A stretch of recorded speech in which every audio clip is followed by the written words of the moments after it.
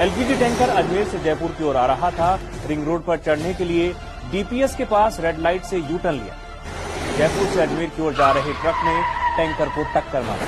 टक्कर से टैंकर के गैस आउटपुट की नोजल टूट गई। एलपीजी गैस रिसाव होने लगा, उसने आग पकड़ ली। इससे 500 मीटर के अंदर एक बड़ा धमाका हुआ। वहां से गुजर रहे व्हीकल्स इस आग की चपेट में आ गए।